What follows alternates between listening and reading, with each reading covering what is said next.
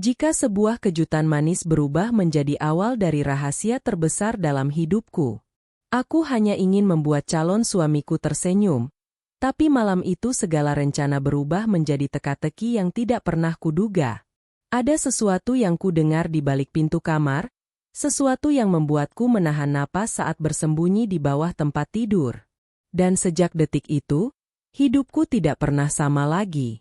Sebelum kita mulai cerita ini, coba absen di kolom komentar, dari kota mana kamu menonton.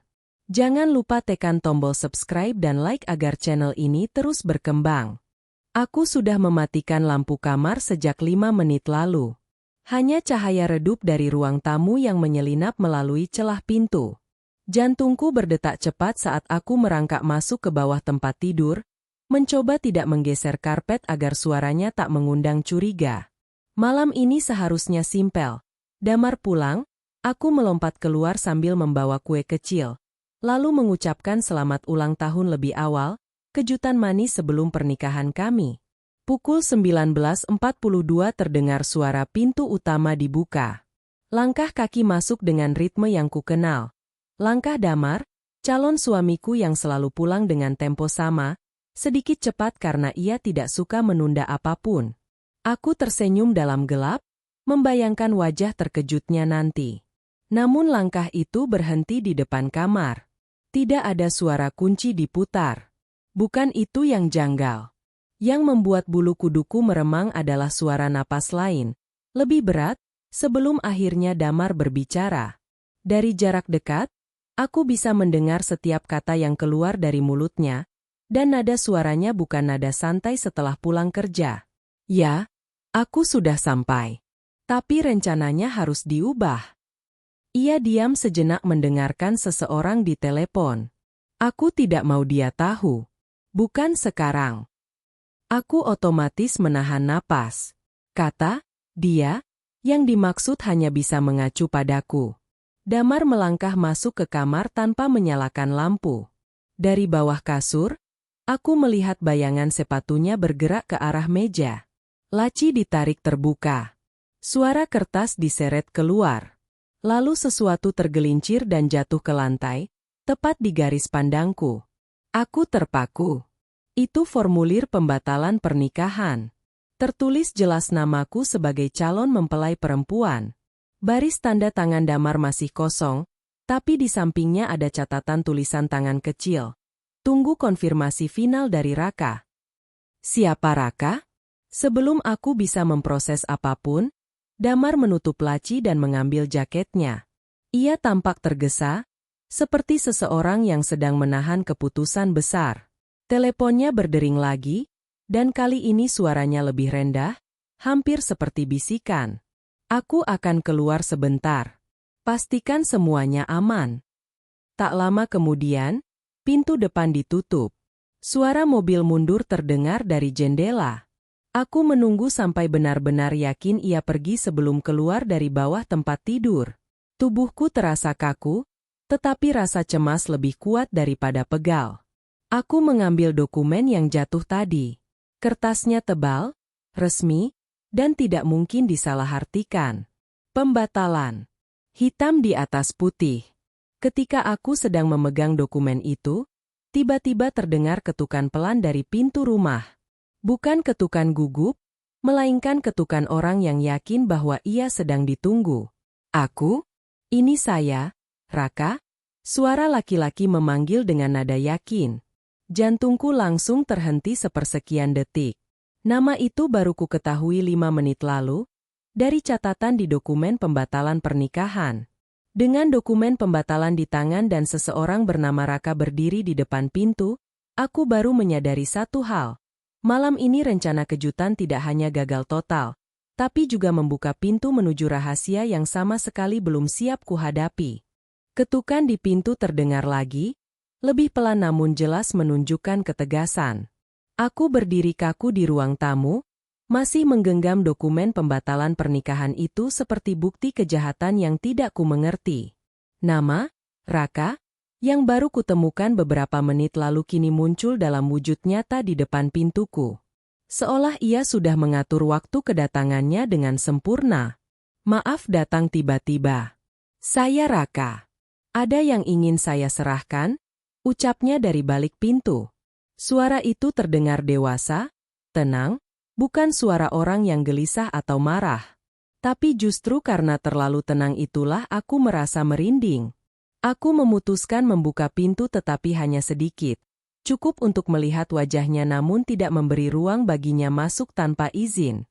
Seorang pria sekitar usia awal 30-an berdiri dengan map hitam rapi di tangan.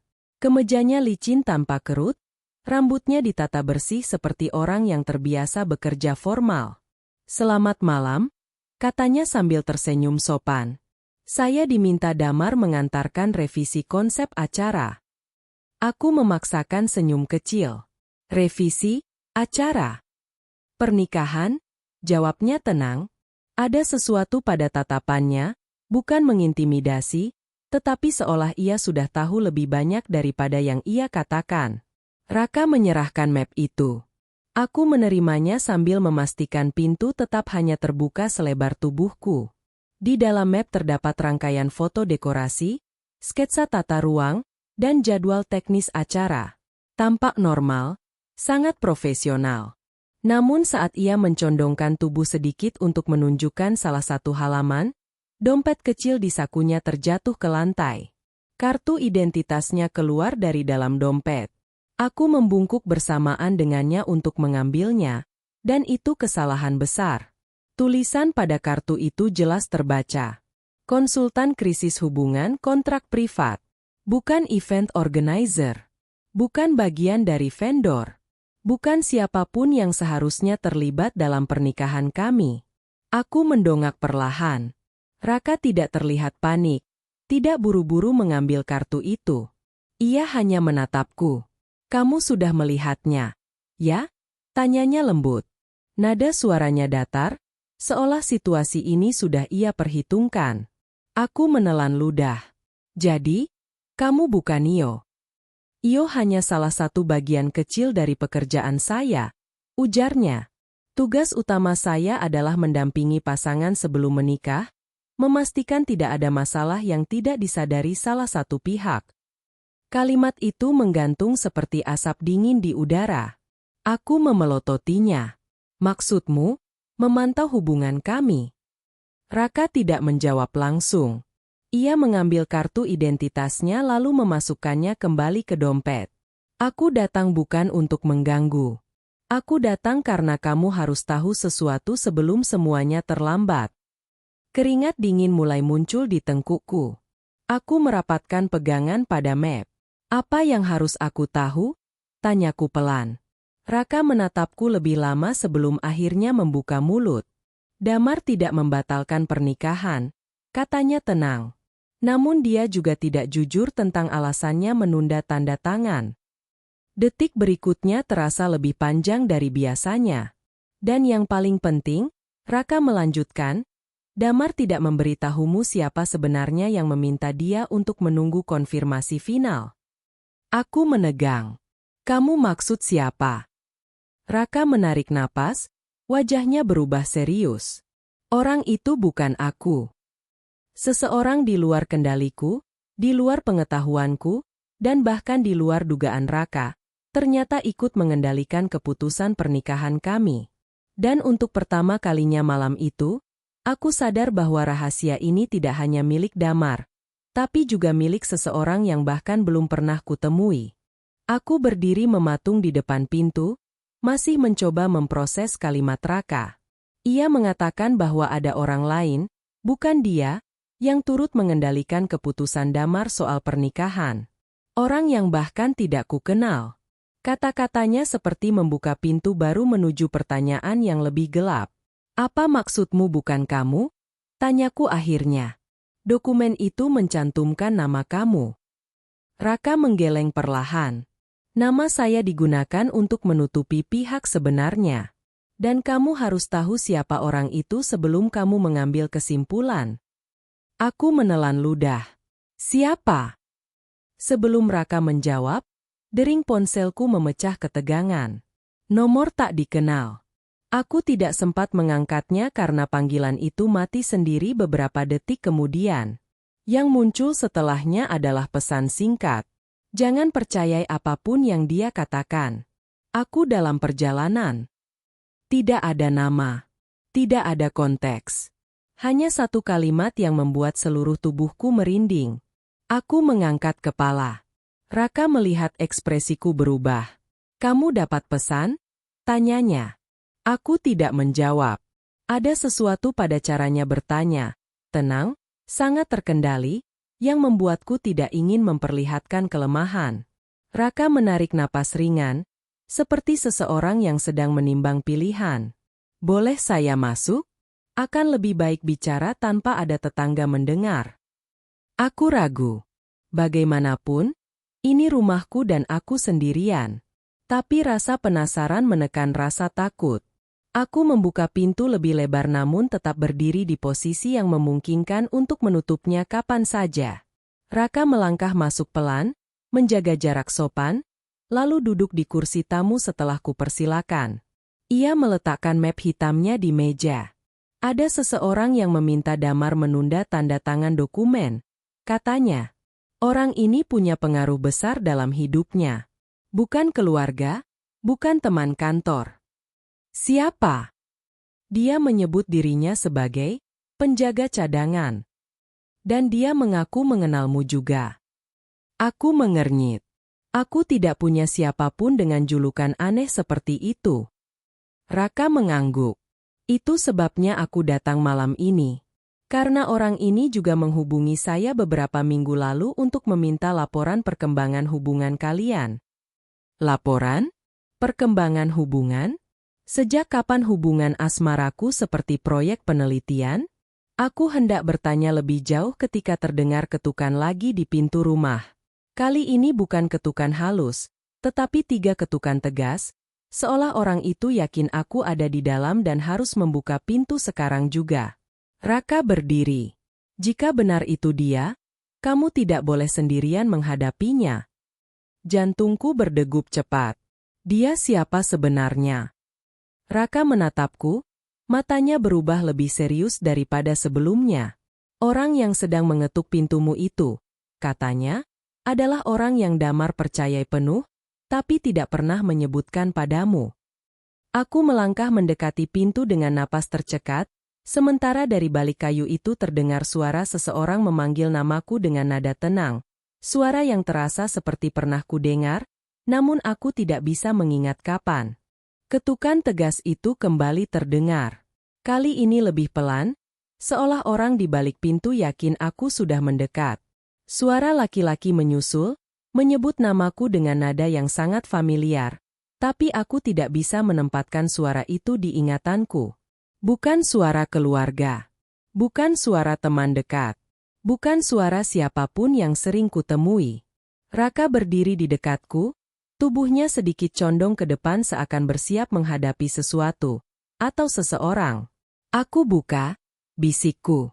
Raka mengangguk, namun tetap menjaga jarak yang membuatku merasa sedikit aman. Dengan hati berdegup kencang, aku memutar gagang pintu. Pintu terbuka perlahan. Seseorang berdiri di depanku, membawa tas kerja kecil dan wajah yang tampak. Terlalu santai untuk orang yang mengetuk pintu rumahku malam-malam. Pria itu tersenyum tipis. Sudah lama. Aku terpaku. Butuh waktu 3 detik hingga aku menyadari siapa yang berdiri di hadapanku. Arvin? Gumamku tanpa sadar. Pria itu mengangguk pelan. Kita perlu bicara. Arvin? Mantan rekan kerja Damar yang pernah menghilang begitu saja dari lingkungan kantor tanpa kabar. Aku hanya pernah bertemu dengannya beberapa kali saat menjemput Damar di kantor. Tidak pernah dekat, tidak pernah bicara panjang. Namun ekspresinya saat ini membuat situasinya terasa jauh berbeda dari sekadar kunjungan biasa. Raka melirikku cepat, memastikan aku mengenal pria itu. Jadi benar, kamu orangnya. Arvin masuk tanpa menunggu izin jelas dariku, tetapi langkahnya tetap sopan, tidak memaksa. Ia meletakkan tasnya di kursi, lalu menatapku dengan pandangan yang sulit dibaca, campuran cemas dan mantap. Kau pasti bertanya-tanya kenapa namaku tidak pernah muncul, katanya. Dan kenapa aku menghubungi Damar? Juga Raka. Aku menelan ludah. Aku bahkan tidak tahu kau terlibat dalam hidup kami. Arvin menghela napas panjang. Itu karena aku diminta Damar beberapa bulan lalu. Aku menegang. Dimintai apa? Untuk mengawasi beberapa hal sebelum kalian menikah. Jawabnya lurus. Tugasnya sederhana, memastikan tidak ada orang ketiga yang mengganggu hubungan kalian. Aku tercengang. Tunggu, orang ketiga? Dari mana munculnya kecurigaan itu? Arvin merogoh tasnya dan mengeluarkan beberapa lembar kertas serta foto-foto kecil. Ia menata semuanya di meja. Dalam foto-foto itu terlihat seseorang yang sedang memotret aku dari kejauhan di beberapa tempat berbeda. Parkiran kantor, dekat halte bus, bahkan di depan salon tempat aku memotong rambut minggu lalu. Aku merasa darahku mengalir lebih cepat. Ini, sejak kapan ada yang mengikuti aku? Arvin menunjuk salah satu foto. Damar curiga ada seseorang yang ingin mengganggu kalian. Itu sebabnya ia meminta aku memantau. Tapi ada satu hal yang ia tidak tahu. Orang yang membuntuti kamu bukan satu orang. Aku melirik ke arah Raka. Apa maksudnya bukan satu orang? Raka tampak tidak terkejut, yang berarti ia mungkin sudah menduga. Arvin menatapku, matanya tajam namun tidak mengintimidasi. Ada dua pihak yang mengamati kamu. Satunya, orang tak dikenal. Satunya lagi, dia menghela napas, seolah ragu memberitahu. Adalah seseorang yang sangat dekat dengan Damar. Diam. Hening. Waktu seperti melambat. Siapa? Tanyaku dengan suara hampir bergetar. Arvin tidak langsung menjawab. Ia membuka sebuah amplop yang sedari tadi ia pegang. Dari dalamnya ia mengeluarkan sebuah kartu akses gedung dan secarik catatan kecil. Raka mengernyit. Dari mana kau mendapat itu? Arvin menatapku tepat di mata. Ini milik orang yang selama ini diam-diam mengamati kamu. Ia menyerahkan catatan itu kepadaku. Tulisan tangannya sangat kukenal. Terlalu kukenal. Itu tulisan Damar. Tubuhku menegang seketika. Ini milik Damar. Arvin mengangguk sangat perlahan. Dia tidak ingin kamu tahu. Ia takut kamu salah paham. Tapi sebelum aku bisa bertanya lebih jauh, Arvin melanjutkan dengan suara yang lebih rendah dan gelap. Masalahnya, catatan ini ditempelkan pada foto seseorang. Bukan foto kamu. Bukan foto keluargamu.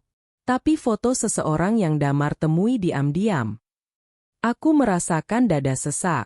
Siapa? Tanyaku nyaris tanpa suara. Arvin menatapku tanpa berkedip.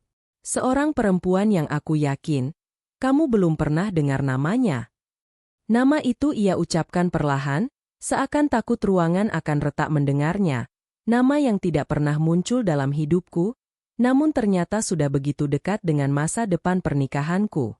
Nama yang keluar dari mulut Arvin membuat ruangan terasa sepi mendadak, seolah udara menahan diri untuk bergerak. Meira. Aku mengerutkan dahi. Rekan kerja Damar, yang tadi siang bersama dia di restoran. Arvin mengangguk pelan. Ya, itu bukan pertemuan pertama mereka. Dan bukan pertemuan biasa. Aku memutar ingatan. Meira tampak profesional, sopan, bahkan sedikit kaku. Tidak ada tanda-tanda kedekatan mencurigakan. Apa maksudmu bukan pertemuan biasa? Arvin menyodorkan selembar foto yang sebelumnya berada di bawah amplop. Foto itu diambil dari kejauhan. Damar duduk bersama Meira di sebuah kafe berbeda, dengan berkas-berkas di antara mereka. Cahaya sore masuk dari jendela, menerangi keduanya seperti adegan yang sudah diperhitungkan. Aku mengikuti mereka 2 minggu lalu, kata Arvin. Awalnya kupikir ini pertemuan kerja. Tapi ada sesuatu yang berbeda. Apa? Mereka berbicara tanpa daftar kerja apapun di meja. Tidak ada laptop terbuka. Tidak ada catatan proyek. Aku mengerutkan kening. Kalau begitu mereka membahas apa? Arvin menggeleng. Aku tidak mendengar percakapannya. Tapi Meira tampak terlalu emosional. Terlihat dari gesturnya. Aku menatap foto itu lebih lama. Memang benar, Meira terlihat menunduk, memegang gelas dengan kedua tangan. Damar terlihat sedang menjelaskan sesuatu. Tidak ada kesan romantis. Tidak ada sentuhan fisik. Tapi ada sesuatu pada wajah mereka, sesuatu yang membuat dadaku terasa berat. Lalu Arvin mengambil dokumen lain, salinan pesan singkat. Aku memeriksa pola komunikasi mereka, katanya, dan ini yang paling janggal. Aku membaca pesan itu. Meira, aku hanya ingin memastikan kamu tidak salah langkah. Dia berhak tahu, Damar. Damar, aku akan jelaskan nanti. Jangan memaksaku sekarang, kata dia, jelas mengarah padaku. Aku menelan ludah.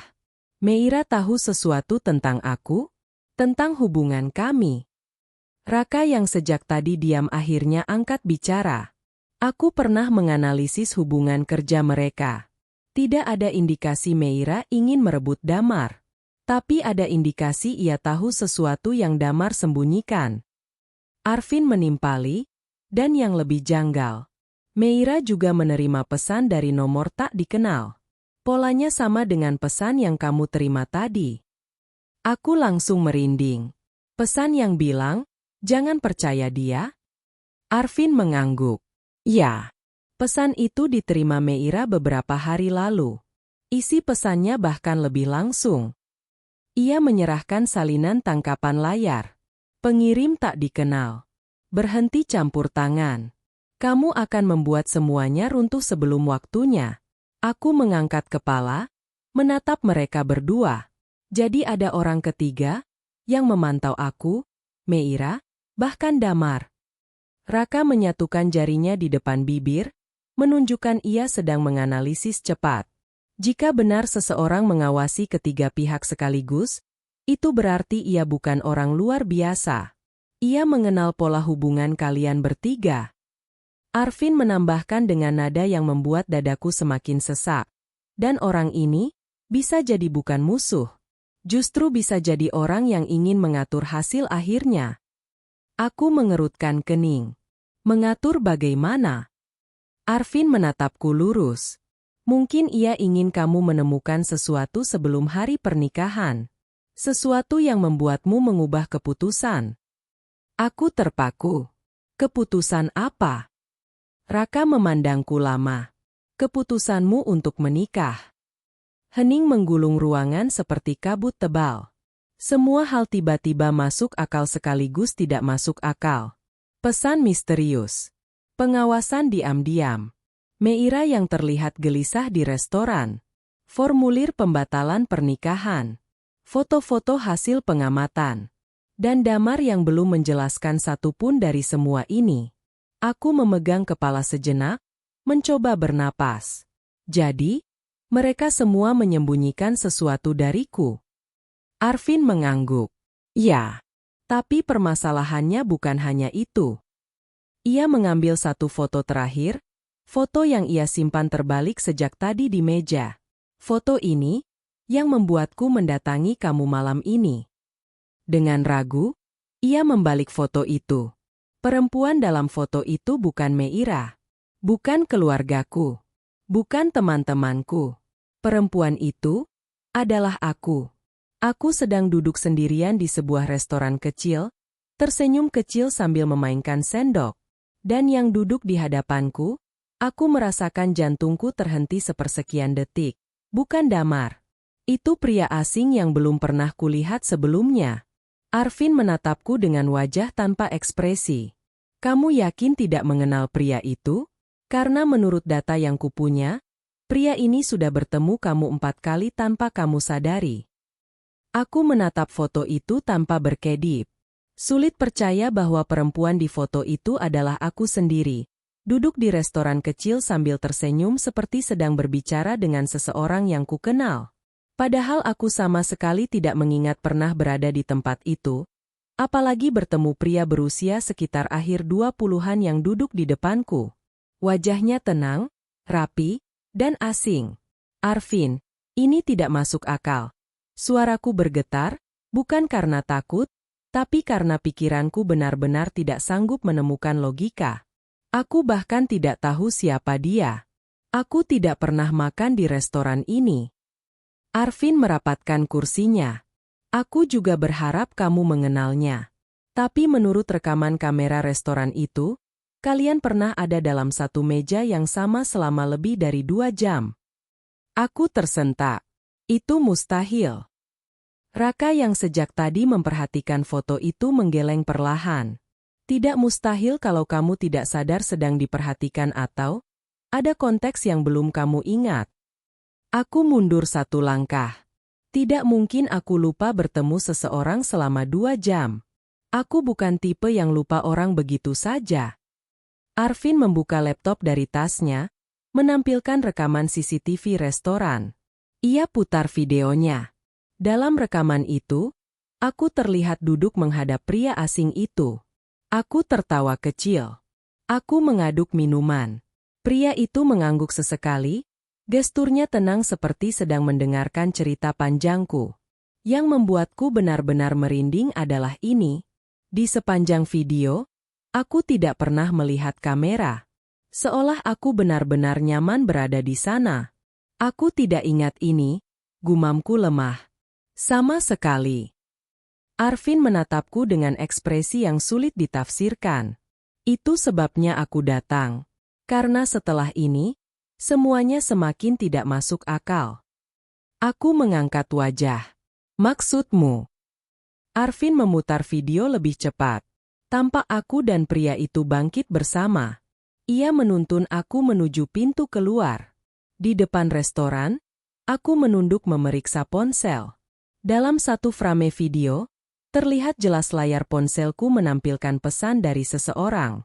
Arvin menghentikan video tepat di frame itu dan memperbesar gambarnya. Di layar ponselku tertulis pesan. Jangan lupa apa yang kita bicarakan. Jangan sampai damar tahu. Aku merasakan tubuhku seperti kehilangan keseimbangan. Tidak. Itu bukan pesan yang pernah aku terima. Arvin membiarkan aku memproses semuanya sebelum melanjutkan. Setelah melihat video ini, aku menyaring beberapa data dari tanggal yang sama.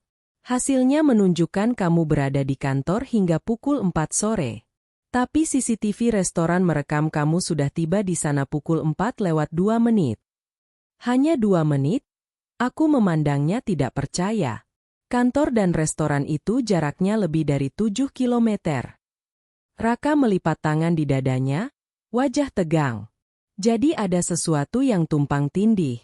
Entah catatan lokasi palsu, atau seseorang memakai identitasmu. Aku menggeleng keras. Tidak masuk akal. Tidak ada orang yang bisa menyamar jadi aku. Wajahku terekam jelas di video. Arvin menatapku tajam. Tunggu dulu. Bukan itu yang janggal.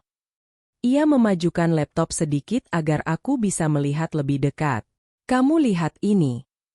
Arvin menunjuk bagian bawah layar. Tanggal rekaman. Aku membacanya keras-keras. Tanggal 14, bulan lalu. Arvin mengangguk lambat. Coba ingat. Apa yang kamu lakukan tanggal itu? Aku menutup mata, mencoba menelusuri ingatan. Lalu sesuatu memukulku seperti angin dingin. Aku sedang berada di luar kota. 2 hari.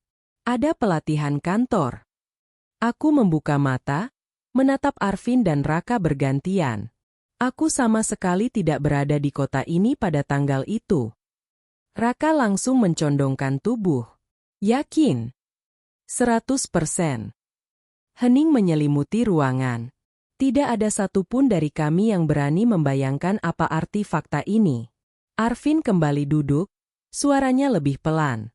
Berarti, seseorang yang sangat mirip dengan kamu, atau seseorang yang menggunakan data digital kamu, muncul dalam video itu. Aku mencoba bernapas perlahan. Kenapa seseorang melakukan itu? Dan kenapa seolah-olah aku sedang membahas sesuatu yang tidak boleh damar tahu? Raka menatapku dengan intensitas baru. Karena ini bukan tentang kamu hanya sekadar diamati. Ini tentang seseorang yang mencoba menciptakan bukti palsu untuk membuatmu meragukan Damar atau membuat Damar meragukan kamu. Aku tercekat. Motifnya apa?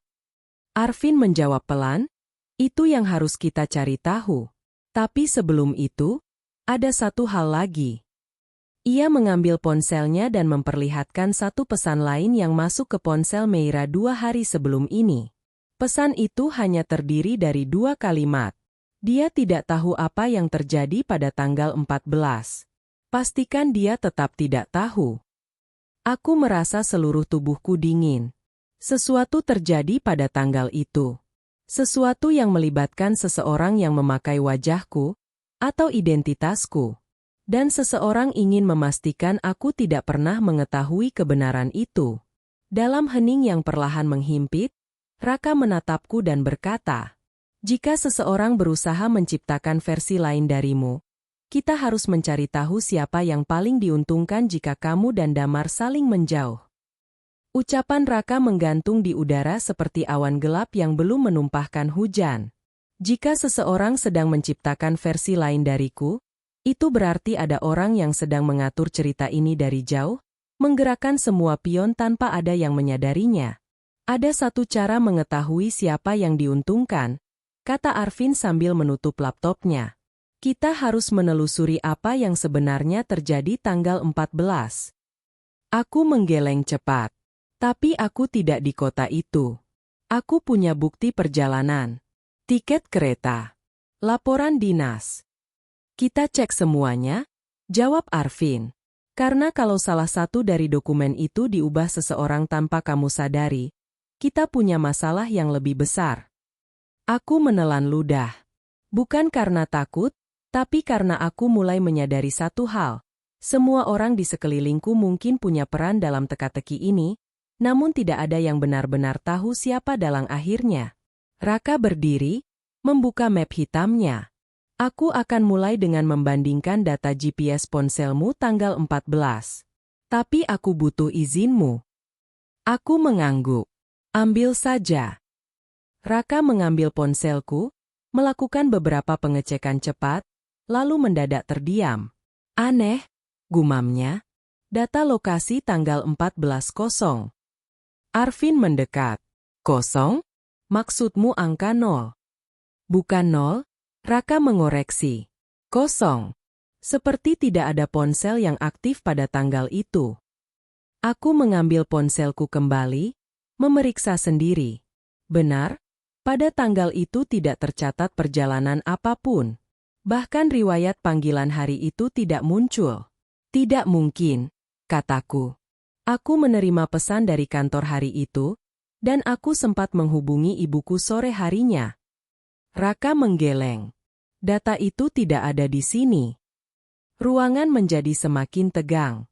Arvin menyandarkan tubuh. Jadi seseorang bukan hanya memanipulasi bukti video, tetapi juga mengakses data pribadi kamu. Aku merasakan dada sesak. Untuk apa mereka melakukan semua ini?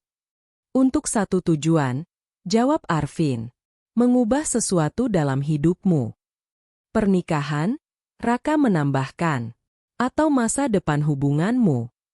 Aku memegang kedua tanganku agar tidak gemetar. Kalau begitu, kita cari saja apa yang terjadi tanggal 14. Aku punya catatan fisik di kantor. Kartu absensi. Laporan dikirim lewat email. Arvin mengangguk cepat. Kita pergi sekarang. Namun sebelum kami sempat beranjak, suara notifikasi ponselku berbunyi. Satu pesan baru masuk. Tidak ada nama. Tidak ada foto kontak. Hanya nomor acak yang sepertinya sengaja dibuat agar tidak bisa dilacak. Pesannya pendek. Sangat pendek. Jangan percaya mereka. Kamu harus melihat sendiri. Aku menatap layar dengan napas tercekat. Ini sama seperti pesan misterius sebelumnya.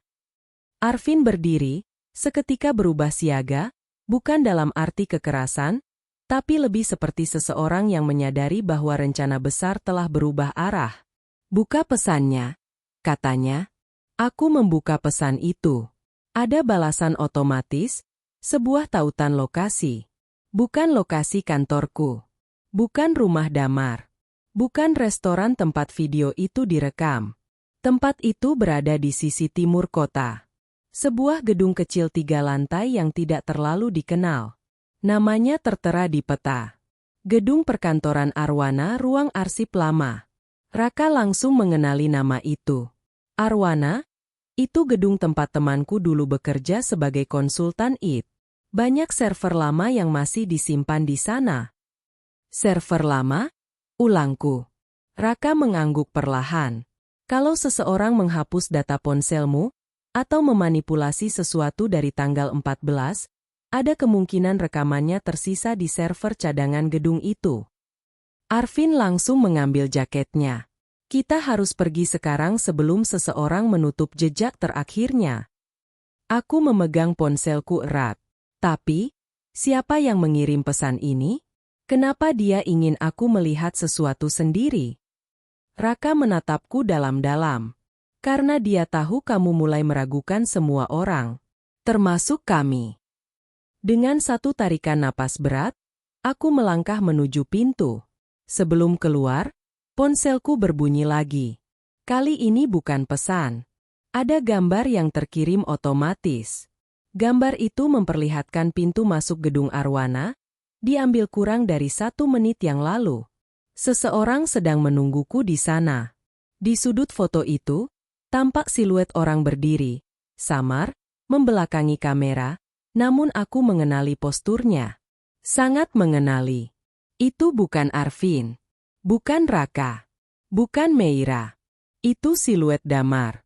Foto yang barusan terkirim di ponselku masih terbuka di layar. Siluet itu tidak mungkin salah. Postur tegap, bahu sedikit condong ke kiri, kebiasaan berdiri yang hanya dimiliki satu orang, Damar. Apa Damar sudah tahu kita akan ke sana? Aku berbisik hampir tanpa suara. Arvin menggeleng pelan. Tidak ada satupun dari kita yang bilang. Kalau dia sudah ada di sana, berarti ada sesuatu yang sedang dia sembunyikan. Raka menatap foto itu lama. Atau dia sedang menyembunyikan seseorang. Perkataannya membuat tengkukku dingin. Perjalanan menuju gedung Arwana berlangsung dalam suasana hening tegang. Mobil Arvin melaju melewati jalanan yang mulai sepi. Gedung-gedung tua berjejer tanpa banyak aktivitas. Lampu jalan redup, membuat bayangan tampak lebih panjang. Gedung Arwana muncul di kejauhan, bangunan 3 lantai berwarna abu kusam dengan papan nama yang nyaris pudar. Tidak ada satupun kendaraan terparkir di depan gedung, kecuali satu mobil hitam yang kukenal dengan sangat baik. Mobil Damar. Aku yakin dia ada di dalam, kataku sambil menahan napas. Arvin mematikan mesin mobil. Kita masuk pelan. Tidak ada yang tahu apa yang sedang terjadi. Aku tetap ingin melangkah duluan, sahutku lirih. Raka mengangguk.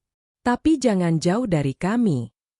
Kami bertiga turun dan mendekati pintu masuk gedung.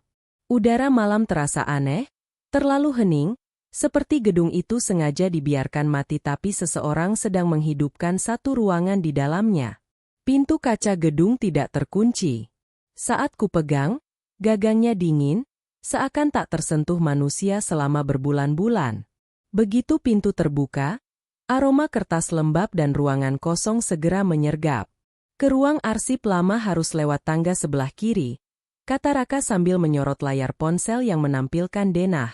Kami melangkah perlahan menyusuri lorong sempit.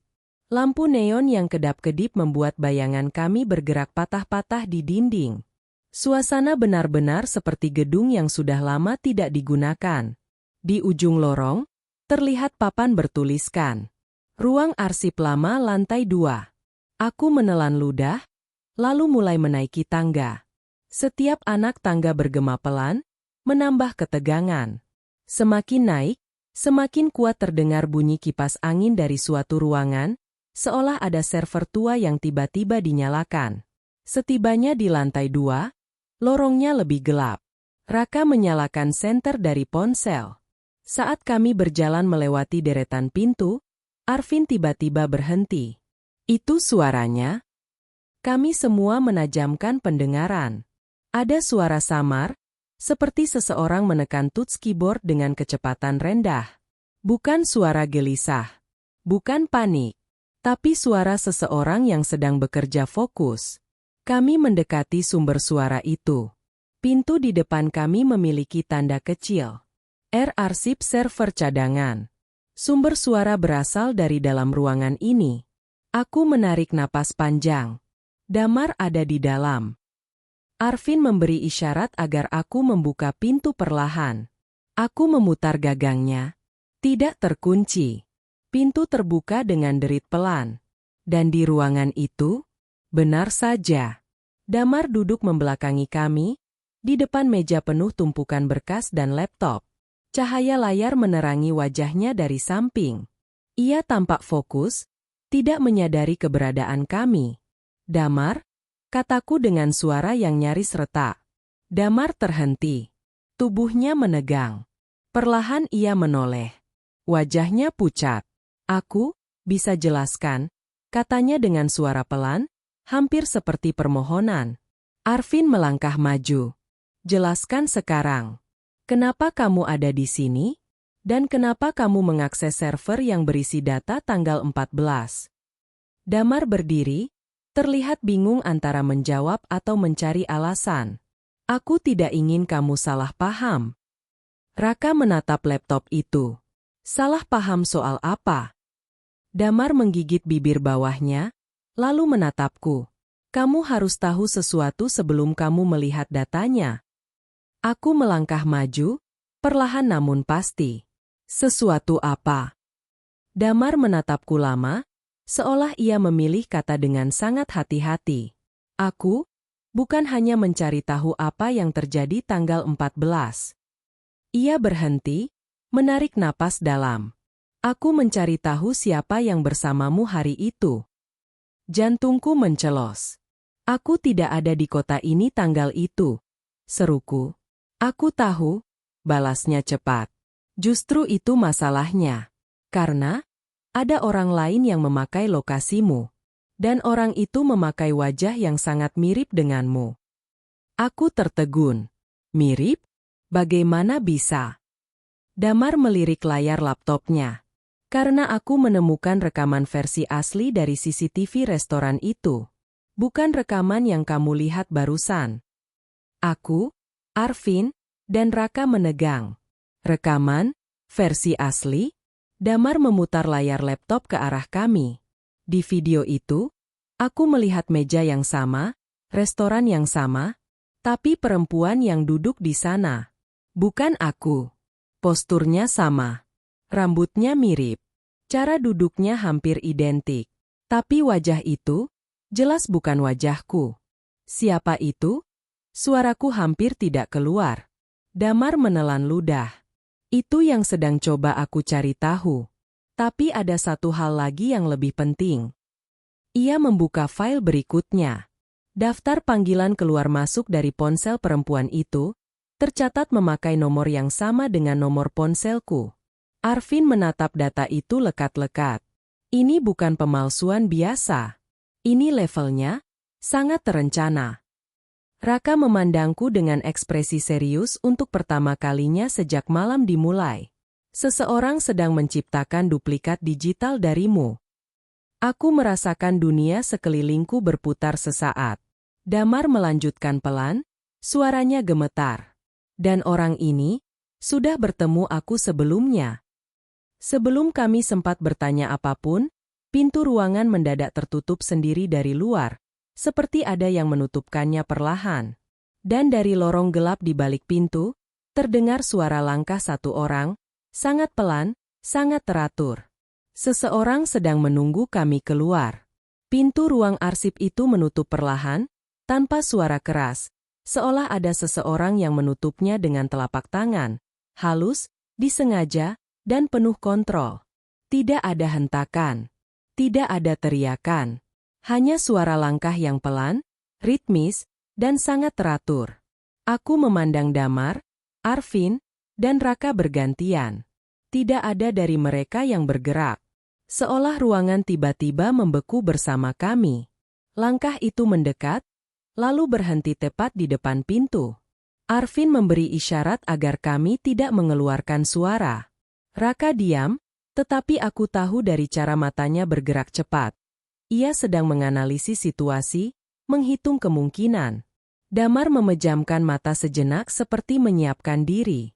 Kemudian, ketukan pelan terdengar. Bukan ketukan memaksa. Bukan ketukan orang yang marah. Ketukan itu terdengar tenang, teratur, seolah orang di balik pintu tahu kami sedang berada di dalam namun tidak ingin membuat situasi kacau. Aku tahu kalian ada di dalam, ujar suara itu. Suara perempuan. Aku mundur selangkah. Aku mengenal suara itu, samar. Tapi dari mana? Arvin menatap pintu, mulutnya setengah terbuka. Itu. Suara itu kembali berbicara, lebih jelas. Jangan takut. Aku datang untuk menjelaskan. Aku menelan ludah. Jari-jariku dingin. Perempuan itu berbicara lagi, nada suaranya tenang namun mengandung suatu aura, seperti seseorang yang sangat yakin bahwa kehadirannya sudah ditunggu. Aku tidak berniat mengambil apapun darimu. Aku hanya ingin kamu tahu kebenarannya sebelum semuanya salah arah. Damar menunduk pelan, wajahnya terlihat rumit. Aku tahu suara itu. Aku menoleh cepat. Siapa? Damar menatap pintu dengan mata yang tidak berkedip. Itu suara perempuan yang muncul di rekaman tanggal 14. Jawabnya lirih, yang duduk menggantikan kamu di restoran. Darahku seperti berhenti mengalir. Perempuan itu, yang wajahnya menyerupai aku, yang menggunakan nomorku, yang masuk ke restoranku, berbicara dengan pria asing memakai identitasku, sekarang berada di balik pintu ruangan ini. Aku mendekat setengah langkah, menahan napas. Siapa kamu sebenarnya? Tanyaku pelan. Dari balik pintu, terdengar helaan napas. Tidak berat, tidak tertekan. Justru sangat terkendali. Aku datang untuk mengembalikan sesuatu yang seharusnya milikmu, ujarnya. Arvin merapatkan tubuh, siap membuka pintu jika dibutuhkan. Damar maju setengah langkah, seolah ingin memastikan tidak ada ancaman padaku, bukan dalam arti kekerasan, tapi dalam arti mental. Raka berdiri di sisi kiri pintu, diam namun siaga. Suara perempuan itu kembali terdengar, lebih pelan tapi penuh keyakinan. Bukan aku musuhnya. Musuhnya adalah orang yang memintaku untuk mengambil posisimu. Ruangan seperti berhenti bernapas. Ada orang, lanjut perempuan itu, yang ingin kamu terlihat mencurigakan. Yang ingin kamu terlihat seperti menyembunyikan sesuatu. Dan orang itu sangat dekat dengan kehidupan kalian. Aku merasakan tubuhku ingin goyah, tapi aku menahan. Siapa yang memintamu? Tanyaku, suaraku bergetar tapi jelas. Perempuan itu tidak langsung menjawab. Ada jeda. Jeda panjang yang membuat jantungku berdebar lebih keras dari sebelumnya. Lalu ia berbicara. Aku hanya akan menjawab jika kamu membuka pintu. Karena aku harus menunjukkan wajahku padamu. Aku tidak ingin lagi bersembunyi. Arvin menggeleng kecil. Ini berisiko. Raka menambahkan, kita belum tahu apa maunya. Tapi Damar, yang sejak tadi paling diam, melangkah maju dan memegang gagang pintu. Matanya menatapku. Apapun yang terjadi, kita hadapi sama-sama. Aku mengangguk. Dengan satu tarikan napas, Damar membuka pintu. Dan di ambang pintu berdiri seorang perempuan dengan wajah yang seketika membuatku merinding dari ujung kaki sampai kepala. Ia tidak identik denganku, tapi kemiripan kontur wajahnya terlalu kuat untuk dianggap kebetulan. Mata, garis rahang, gerak bibirnya, semuanya seperti versi samar diriku. Perempuan itu tersenyum tipis. Terima kasih sudah membukakan pintu, katanya lembut. Nama yang ia ucapkan setelahnya membuat dunia di sekitarku terasa terbalik. Aku, Lira. Nama itu, nama yang muncul dalam pesan-pesan misterius Meira. Nama yang Raka sebutkan sebagai pihak mencurigakan. Nama yang tidak pernah kutahu, tapi ternyata sudah berada di sekeliling hidup kami jauh lebih lama dari yang kupikirkan. Dan sekarang, ia memandangku seakan sudah mengenal diriku lebih lama dari usiaku sendiri. Lira berdiri di ambang pintu seakan ruangan ini memang diperuntukkan baginya sejak awal. Cahaya lampu lorong yang redup jatuh tepat di sisi wajahnya, memperkuat kemiripan itu, kemiripan yang membuatku sulit membedakan apakah ia benar-benar orang asing atau versi lain yang tidak pernah kusadari dari diriku sendiri. Aku menelan ludah. Siapa kamu sebenarnya? Lira tersenyum, tapi bukan senyum merasa unggul. Lebih seperti seseorang yang akhirnya sampai pada titik yang sudah lama ingin ia capai. Aku datang bukan untuk menggantikanmu, katanya pelan. Aku datang untuk mengembalikan sesuatu yang diambil darimu. Nada bicaranya lembut, sangat terukur. Tidak ada ancaman, tapi ada tekanan emosional yang membuat ruang sempit ini terasa penuh. Damar maju selangkah.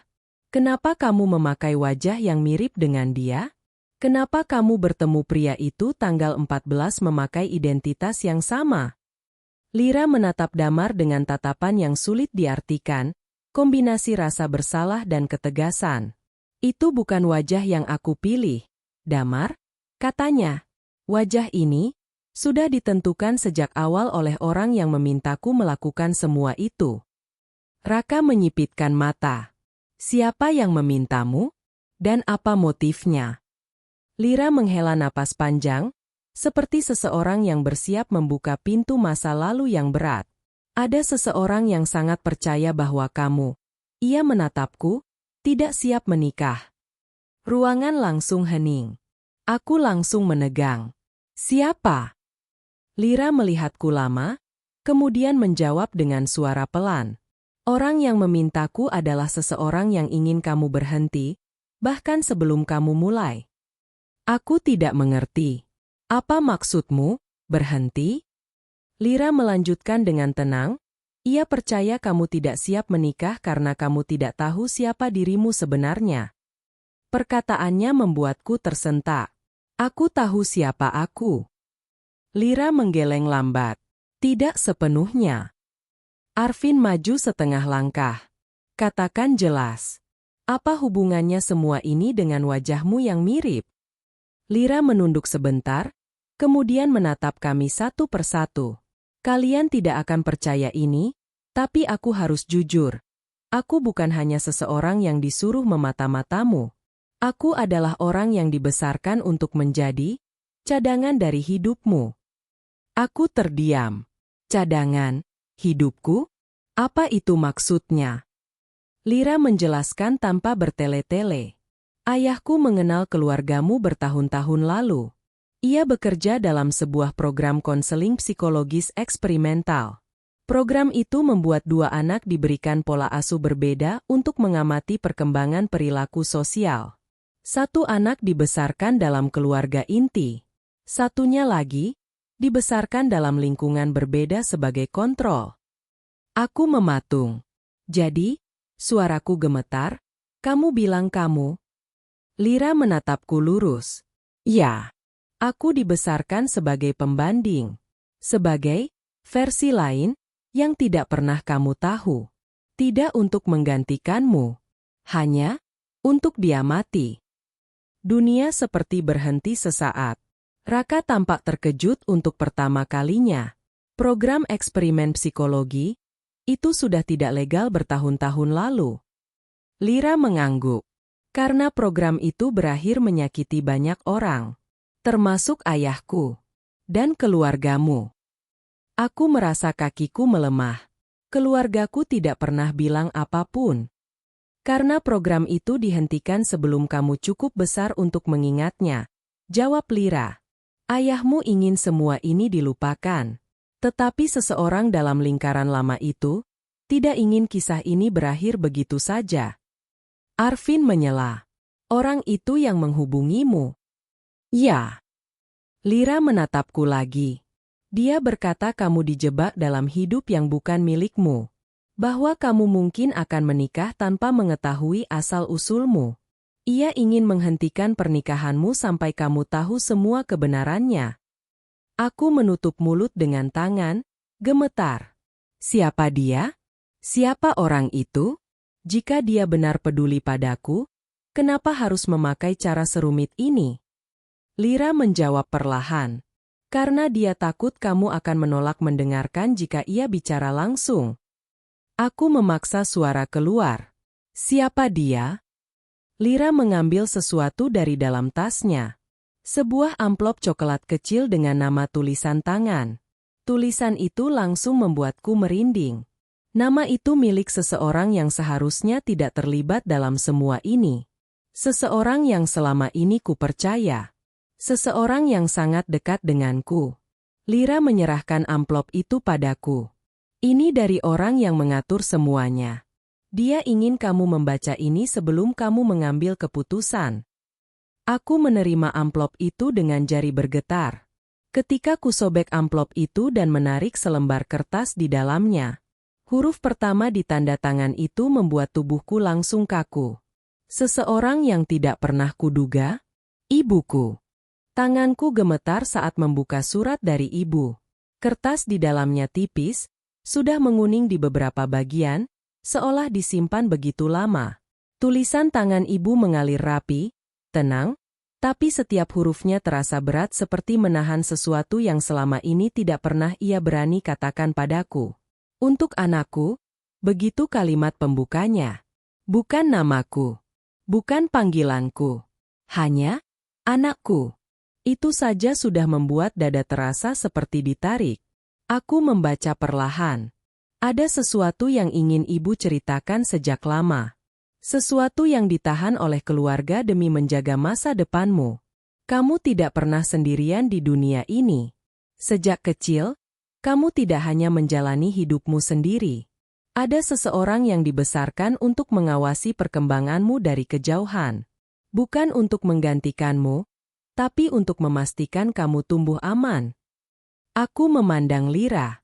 Ia menunduk, seperti sudah tahu isi surat itu. Aku melanjutkan membaca. Ayahmu dulu terlibat dalam sebuah penelitian psikologis.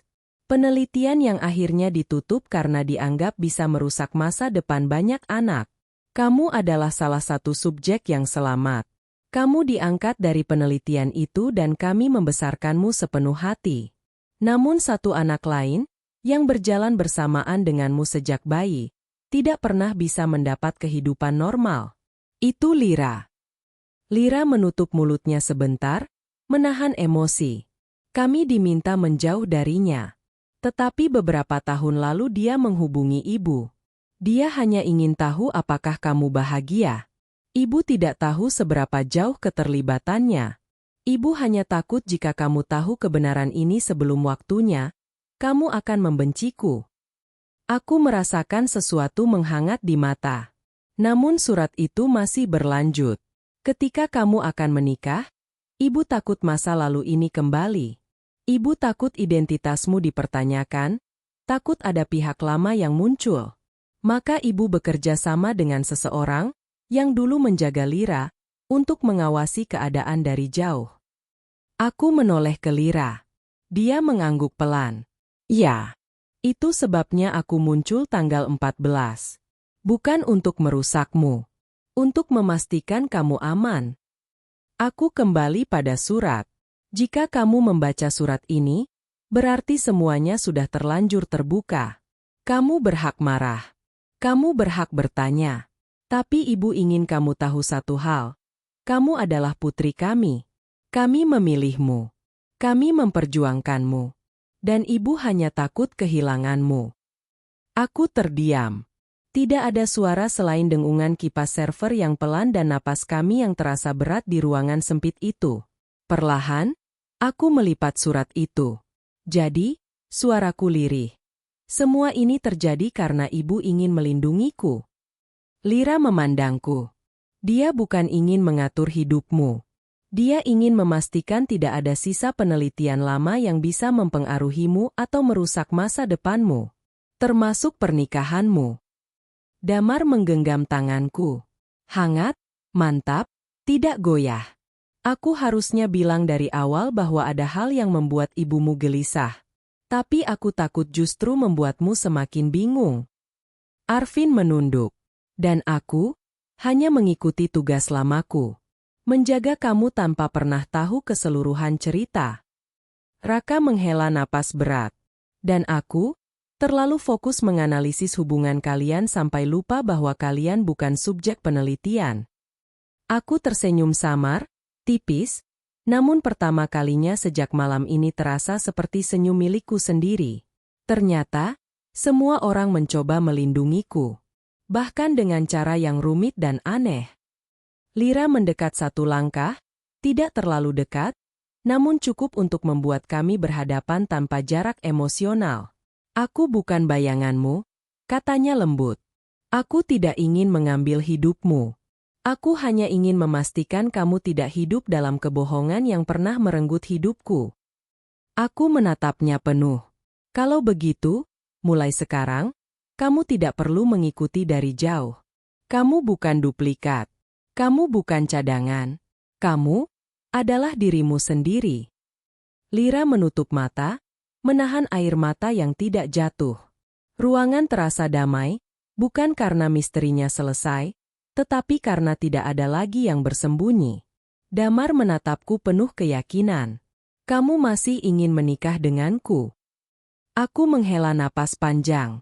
Dan pertama kalinya malam ini, jawabanku tidak bergetar. Aku ingin menikah bukan karena masa laluku kosong atau sempurna, tapi karena aku sudah melihat yang tidak pernah kulihat sebelumnya, dan aku masih memilihmu. Walau begitu, aku menambahkan satu kalimat yang lebih tegas. Tapi setelah semua ini, kita bangun hubungan dengan jujur, tanpa rahasia, tanpa pihak ketiga, tanpa bayangan. Damar mengangguk, mata berkaca-kaca. Arvin tersenyum kecil. Raka menatap puas. Lira menunduk. Lega. Di dalam ruang arsip tua itu, tempat misteri mulai terurai, aku merasa langkah ke depan tidak lagi menakutkan. Karena untuk pertama kalinya, aku mengenal diriku sepenuhnya. Dan masa depan tidak lagi penuh bayangan. Hanya cahaya baru yang muncul dari pintu yang akhirnya kubuka sendiri. Cerita selesai. Jika kamu menikmati cerita ini, jangan lupa untuk subscribe, like, dan tinggalkan komentar agar channel terus berkembang.